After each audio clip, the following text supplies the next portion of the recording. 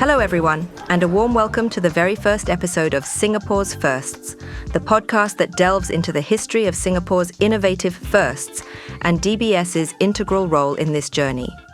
I am Xing, and joining me is my co-host Jaan. What's up everyone? In today's episode, we're talking about Rollei, a prominent camera manufacturer from Germany that shook things up by moving its production to Singapore in 1971. Giving birth to the first ever made-in-Singapore camera lenses. Rollei cameras were believed to be one of the best in the world and highly sought after by photography enthusiasts at that time. In fact, the late Queen Elizabeth II was actually spotted with a limited edition gold-plated Rollei 35 camera on several occasions. That camera gifted to her by then Singapore President, the late Benjamin Sheares. At the end of the day, it's not just about cameras. It's about propelling our capabilities and putting Singapore on the global map. Let's hear from Mr Nawaz Vilcassim, a former DBS employee who also worked at Rollei. I joined Rollei in 1973. It was a big organization, and I think at that point was the largest investor in Singapore. We had a huge operation with 5 factories across Singapore, employing almost 5,000 people. Mr. Lee Kuan Yew himself had visited the head office in Braunschweig in Germany and got them to come over here. So we knew it was very important, and there were so many visitors coming from all over.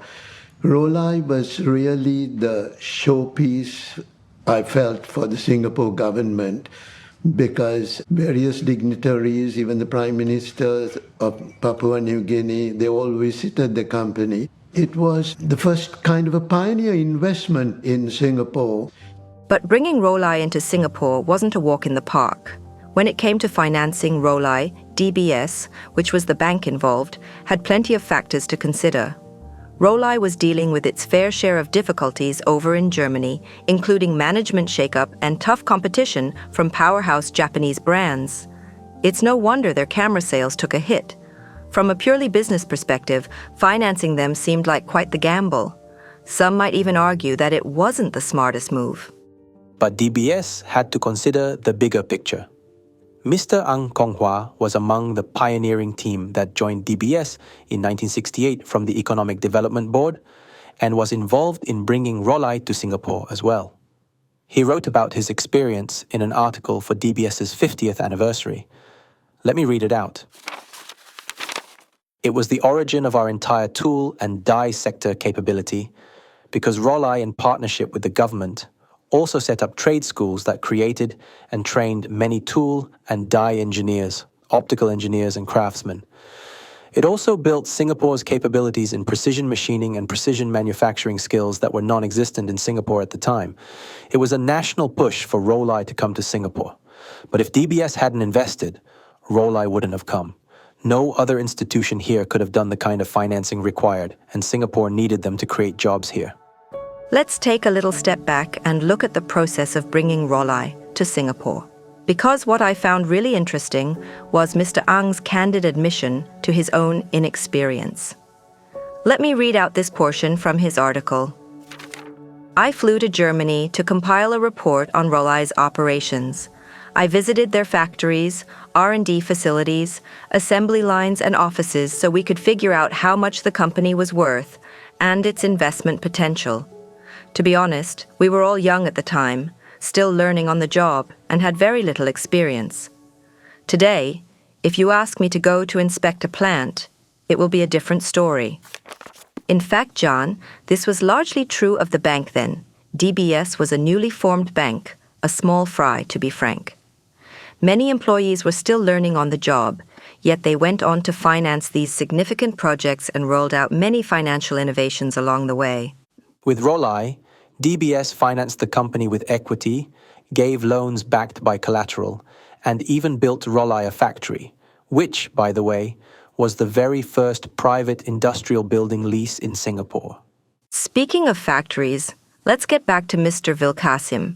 He's got more to share about how the local workforce was trained. We trained a large number of Singaporeans in the technical operations. I believe about 500 of them were trained in Germany. We set up the Rollei Government Training Center, which trained not only for Rollei but for the Singapore's industries at large, training for various technical jobs. We've seen comments on Facebook from former Rollei employees reminiscing about their days at the factory located at the former 𝗡𝘄𝘇. Originally a village, it's now a housing estate in 𝗣𝗿𝗃 and simply known as 𝗡𝘄𝘇. The area where the Rollei factory once stood has been transformed into the ESR Biz Park today. Here's what the factory was like, in Mr Vilcassim's words. It's a huge area with so many factory blocks. We had production in one area, quality control in one area. It was a huge investment at that time, and it was very modern, very up-to-date. It was impressive. We could even show that to foreign dignitaries. The Germans, they related well with the local staff. Every Friday evening, after work, we used to go bowling with the Germans. So there was a lot of interaction. The Germans are very hardworking people. So that culture was also inculcated into the locals. If they wanted something today, it should have been ready yesterday kind of thing. The culture was very good and it was a learning curve. The day the closure was announced, we had all gathered at the German club of Holland Road, having a welcome party for the new MD who was coming in. We heard the next morning that it was announced that Rollei in Germany was closing down. So that meant when the parent company there closes down, that would follow here. Then in Singapore, we went into receivership. I, together with HR, transformed our huge canteen we had as recruitment booths so that our staff would be employed straight away. They were in demand at that time. Because everybody knew Rollei was closing, they were looking for our staff who were well-trained in precision technology. The collapse of Rollei in 1981 was a challenging time for all involved. Yet, amidst the uncertainty, former employees embarked on diverse paths. Some ventured into entrepreneurship, while others assumed pivotal roles in burgeoning industries crucial to Singapore's growth. Take, for example, Mr Lim Koon Hong, who rose to become Singapore's first managing director at Siemens Nixdorf, attributing much of his success to his tenure at Rollei. He said in a 1992 newspaper interview, and I quote, "You look at a lot of the supporting industries in Singapore. They have all been founded by people who have polytechnic diplomas, and a large number of them have one thing in common. They have a failure in their record, the failure of Rollei." He continued, "Actually, we should be thankful for the collapse of Rollei. It was the biggest company at that time, an almost totally vertically integrated company right down to the screws and pins. In other words, those who worked there had vast experiences because we could see everything under one roof."